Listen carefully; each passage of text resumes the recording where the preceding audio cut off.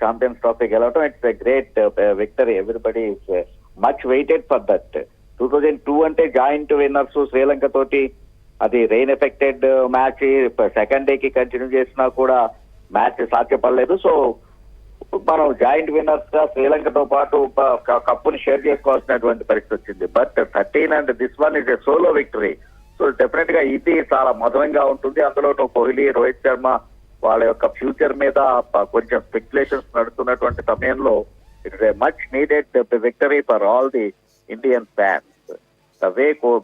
రోహిత్ శర్మ ఈ రోజున పర్టికులర్ గా కెప్టెన్ గా తను యాక్చువల్ గా ఏ రకమైనటువంటి బౌలింగ్ మార్పులు చేశాడు అనేటువంటి చూసాం. దాంతో న్యూజిలాండ్ కావాల్సిన దానికన్నా అట్లీస్ట్ ఒక 15 to 20 రన్స్ తక్కువ చేసింది అనేటువంటి చెప్పుకోవచ్చు. ఆ తర్వాత తన మీద ఎన్ని విమర్శలు వచ్చినా కూడా క్రంచ్ సిచ్యుయేషన్ లో అవసరమైనప్పుడు రోహిత్ శర్మ ఎలా ఆడతాడు, why he been called hitman అనేటువంటిది మరొకసారి ప్రూవ్ చేసుకున్నాడు. ఈ వికెట్ మీద కావాల్సినటువంటిది పవర్ ప్లే ని కరెక్ట్ గా నెగోషియేట్ చేయాలి, ఒక సాలిడ్ ఫౌండేషన్ వేయాల్సినటువంటి అవసరం ఉంది. సో దాన్ని కరెక్ట్ గా చేసి చూపించాడు ఈ రోజున రోహిత్ శర్మ. ఈవెన్ యాక్చువల్ గా ఆ తర్వాత కూడా రచిన్ రవీంద్ర బౌలింగ్ లో అప్పటికే గేమ్ కంట్రోల్ లో ఉన్నటువంటి సమయంలో స్టెప్అవుట్ అయ్యి ఒక షాట్ ఆడాల్సినటువంటి ప్రయత్నం చేయాల్సిన అవసరం లేదు. బట్ అప్పటికే మంచి సాలిడ్ పొజిషన్ లో ఇండియా ఉంది కాబట్టి రోహిత్ శర్మ అవుట్ అనేటువంటి ఇంపాక్ట్ అంత ఇదిగా పడలేదు.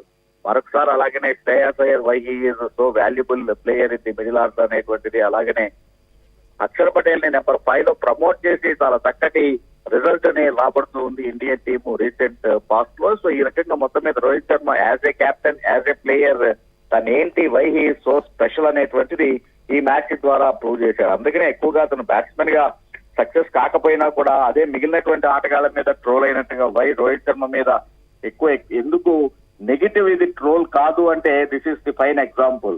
అతను అవసరమైనటువంటి సమయంలో ఎలాంటి విజయాలను అందిస్తాడు. అందుకనే ఐసీసీ నాకౌట్స్ లో రోహిత్ శర్మకి as a captain 93% victory percent 93% ఉంది అంటేనే అర్థం చేసుకోవచ్చు how what valuable and how valuable Rohit Sharma అనేటువంటిది. ఓవరాల్ గా it is a team effort.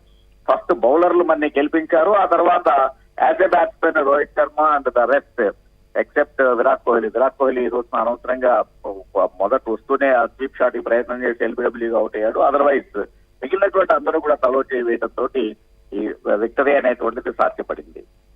And New Zealand ఆట తీరుని దీనికి సంబంధించి ఏం చెప్తారు సార్? అండ్ గిల్ కూడా అసలు వేసిన బంతికి సంబంధించి ఆయన క్యాచ్ పట్టారు, న్యూజిలాండ్ బౌలర్ క్యాచ్ పట్టిన దానికి కూడా అందరూ స్టేడియంలో ఆశ్చర్యపోయిన పరిస్థితి అయితే కనిపించింది. సో దీనికి సంబంధించి ఏం చెప్తారు?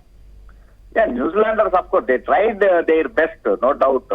చివరి దాకా కూడా అంటే ఇంకా లాస్ట్ ఓవర్ దాకా లాక్కుని వచ్చారు అంటేనే ఎంత ఫైట్ చేశారు వాళ్ళు అనేటువంటిది. అందులోనూ 100 రన్స్ పార్ట్నర్షిప్ ఓపెనింగ్ స్టాండ్ లభించిన తర్వాత బిలో 20 ఓవర్స్ కే వచ్చిన తర్వాత ఇంకా on the board only 152 runs to defend అనేటువంటి పరిస్థితి నుంచి the way New Zealanders fought back is really why they are called so champions.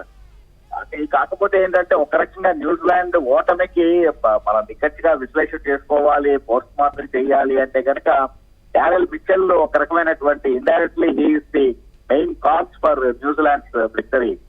One day format లో 68% తోటి బ్యాటింగ్ చేయడం అనేటువంటిది ఏమాత్రం